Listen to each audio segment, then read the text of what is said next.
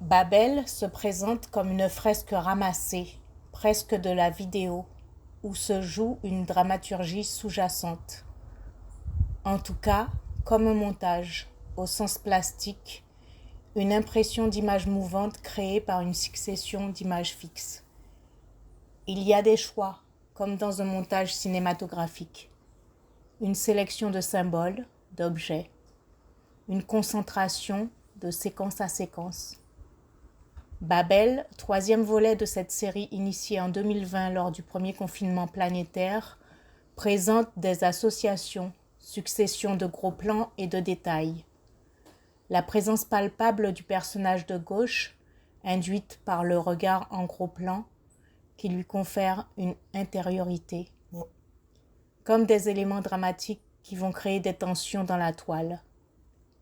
On reconnaît des objets vernaculaires ou reconnaissables universellement. Nous sommes singuliers, mais unis dans une dramatique mise en scène. La réussite n'existe que dans ce qu'il y a entre deux images.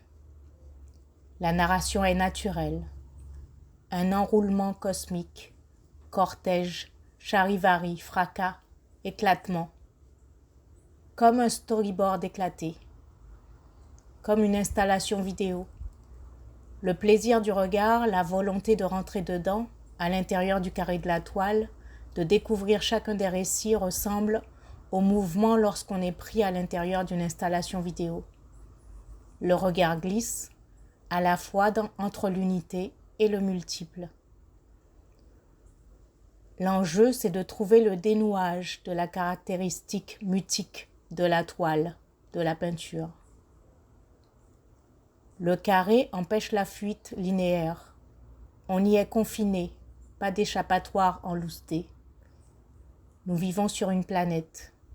Toutes les solutions que l'on doit trouver se devront d'être communes. Mes origines composites paysannes m'ont ouverte au monde, à la politique, à la sociologie, au sort collectif. Assez tôt, elles m'ont disposée à réagir promptement sur des faits de société qui aujourd'hui passent si rapidement que la réaction doit être adaptée. La vidéo ou l'infographie sont les médiums de l'urgence. J'ai eu la chance de pratiquer le numérique dès mes premières années de formation à la Sorbonne, en parallèle avec le cinéma et l'utilisation du Super 8. Je suis donc influencée par l'écriture cinématographique, et ce, même dans la composition picturale, qui va prendre des allures de storyboard éclaté, avec la juxtaposition de scènes en mouvement. Certaines œuvres picturales naissent parfois d'une mise en scène filmée, avec la contribution parfois de mon entourage, particulièrement de mes 3 enfants. C'est ici le cas avec des photographies qui vont être transférées sur la toile et retravaillées ensuite de manière picturale.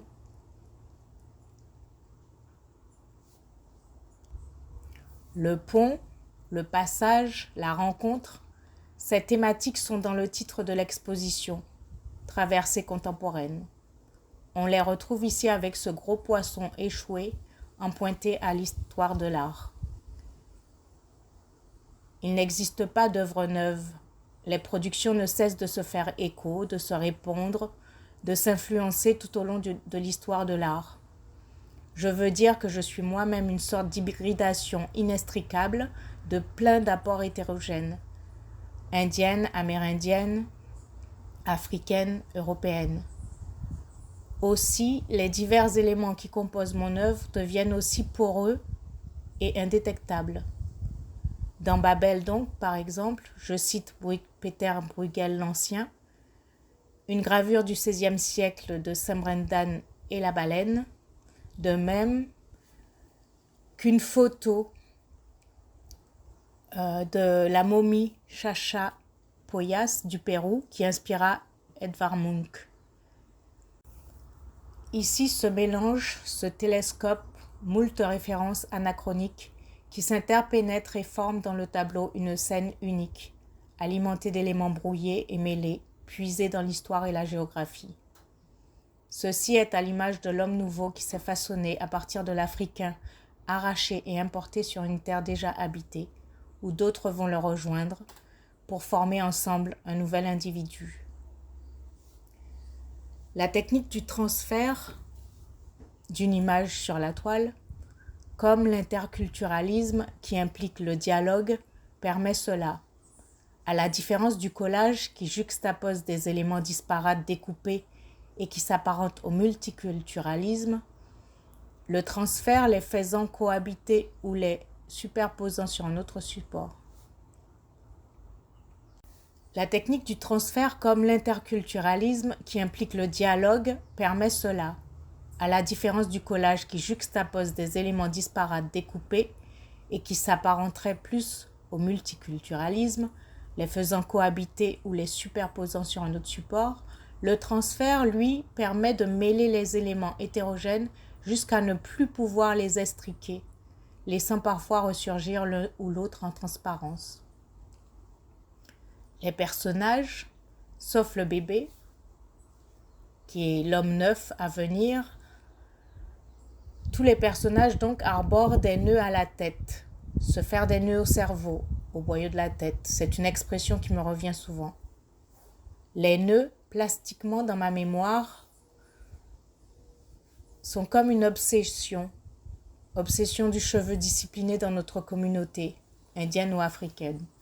L'Indien graisse son cheveu de carapate, le tire si bien que rien ne dépasse. Ici, le cheveu est noué, en pangale, en catélie. On dénote une disruption, une rupture, une brisure, une cassure. Le contraire d'une continuité, d'une poursuite, d'une permanence. Le cheveu, le nœud, décrit les changements radicaux dans un monde mouvant, généralement causés par une entreprise qui introduit de nouvelles technologies ou de nouvelles méthodes. Le trou central dans lequel un personnage semble happé, ce sont des trous de mémoire auxquels les artistes de notre zone géographique, dépourvus de passé traçable et gravé, tentent de remédier. Ici, les contes de Lambi renvoient au titre Babel, où il est question dans le récit biblique d'une grande confusion, où tout le monde parle sans pouvoir s'entendre. Les conques dans ce travail précis évoquent la parole émise, le cri, le signal. Elle est parfois menacée d'être couverte ou inaudible. La conque, la vague, la voix. Éteindre la voix, couvrir la voix. Elle symbolise aussi quelque chose d'enterré là.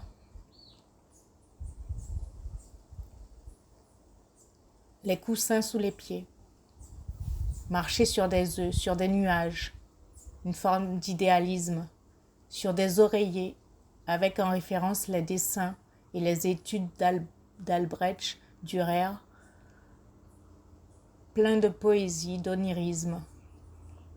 Ici, on remarque l'état apathique, mélancolique, le memento mori, souviens-toi que tu vas mourir. La posture statique, le repli nécessaire pour que l'action se fomente et se passe. On pourrait parler de révolution en pantoufles, révolution de velours, révolution d'idées, loin des préoccupations basses, la main dans la terre. Dürer, avec ses oreillers, manie parfaitement l'étrange et l'imaginaire. Je vais enfin reprendre les mots de Pauline Bonnet, chargée du Fonds d'art contemporain et commissaire de l'expo Traversée contemporaine, qui dit, à propos de cette exposition, « Entre mémoire et horizon, Traversée contemporaine est une invitation à arpenter des territoires multiples, ceux du corps, des objets et des récits.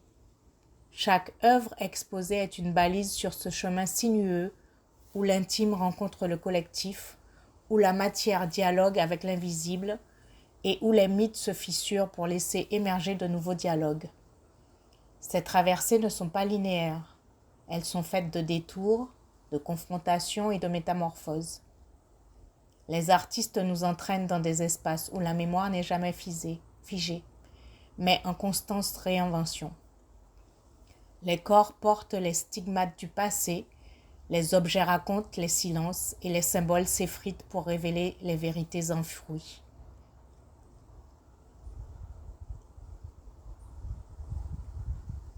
Traversée contemporaine ouvre des perspectives nouvelles. C'est un espace de résonance où chaque œuvre, par sa force esthétique et sa portée symbolique, contribue à une réflexion plus large sur notre manière de voir, de comprendre, de transmettre. Le titre Traversée contemporaine évoque le déplacement, la migration des formes et des idées, les passages d'un temps à un autre, d'un lieu à un autre. Il suggère un double mouvement, celui d'une introspection où l'on puise dans les racines pour comprendre notre présent, et celui d'une projection où on se laisse porter par des visions artistiques ouvertes sur des possibles futurs. Ces traversées, qu'elles soient géographiques, culturelles ou symboliques, reflètent l'essence du fond d'art contemporain, en dialogue avec son territoire, son public et le monde. De ces traversées, plusieurs motifs émergent, se répondent et se réinventent. Le corps dans sa présence affirmée ou sa contrainte, l'objet porteur de mémoire, de silence ou de rituel, ou encore la matière où s'inscrit la tension entre effacement et persistance.